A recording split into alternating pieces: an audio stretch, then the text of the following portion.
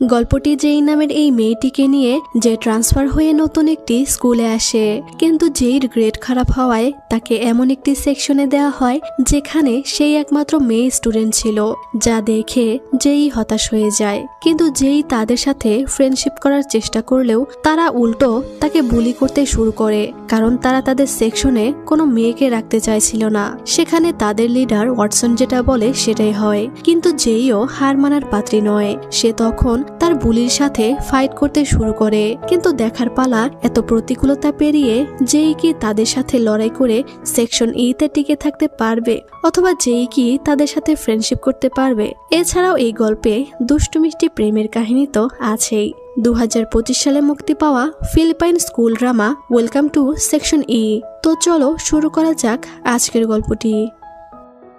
গল্পের শুরুতেই আমরা যেইকে দেখতে পাই। আজকে যেই হায়ার ভ্যালু ইন্টারন্যাশনাল স্কুল নামের এই স্কুলে ট্রান্সফার হয়ে এসেছে।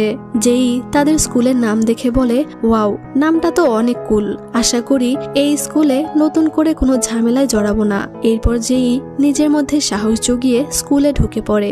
সেখানকার কিছু স্টুডেন্টদেরকে দেখে যেই মনে মনে ভাবে সেখানকার সব স্টুডেন্টরাই হয়তো রিচ ফ্যামিলির। স্কুলের ক্যাম্পাসটা তার কাছে অনেক ভালো লাগছিল।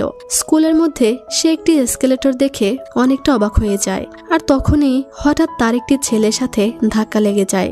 এরপর সে রিসেপশন থেকে সেকশন ই এর বিল্ডিং কোথায় জানতে চাইলে রিসেপশনে থাকা মেয়েটি তাকে দেখে বিরক্ত হয়ে যায়, কারণ যারা সেকশন ই তে পড়ে তারা হলো প্রবলেমেটিক স্টুডেন্ট, অর্থাৎ যারা সবসময় সমস্যা তৈরি করে থাকে। যেই বলতে থাকে, মেয়েটি আমাকে দেখে এরকম করলো কেন? তো কি হয়েছে যে আমি সেকশন ই তে পড়ি? আমার মনে হয়েছিল যে এখানে কোনো সমস্যাই হবে না যে আমি সেকশন ই তে পড়ি। আর তখনই সে তাদের ডিপার্টমেন্ট দেখে তো ভরকে যায়, কারণ তাদের ডিপার্টমেন্টটা একদম পুরানো আর নোংরা ছিল। স্কুলের মধ্যে ঢুকে সে কিছু ছেলেদের দেখে তাদের ডাকতে থাকে, কিন্তু তারা তো তাকে পাত্তাই দিচ্ছিল না। তখন সেখানে ওয়াটসন নামের একটি ছেলেকে দেখে যেই তো ক্রাশে খেয়ে যায়, কারণ ওয়াটসন অনেক হ্যান্ডসাম ছিল। সে তাদেরকে জিজ্ঞেস করে, এটা কি 503 নাম্বার রুম? 3টা মনে হয় বেঁকে গেছে। ওয়াটসন বলে, এটা নয়, মেইন বিল্ডিং এ চলে যাও। যেই বলে, কিন্তু আমাকে তো এইটাই দেখানো হলো। ওয়াটসন চিৎকার করে বলে, তুমি কি কানে শুনতে পাও না? চলে যাও এখান থেকে। এই শুনে সে কিছুটা ভয় পেয়ে যায়।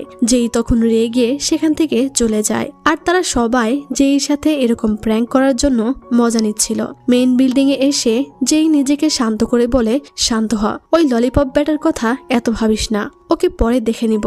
আর এখানকার পরিবেশ কতটা সুন্দর, এটাকে স্কুল মনে হচ্ছে, কিন্তু ওটাকে তো আমার স্কুলই মনে হলো না। এরপর যেই একটি ক্লাসে এসে বসলে ওই ক্লাসের প্রেসিডেন্ট রাকি তার সাথে পরিচিত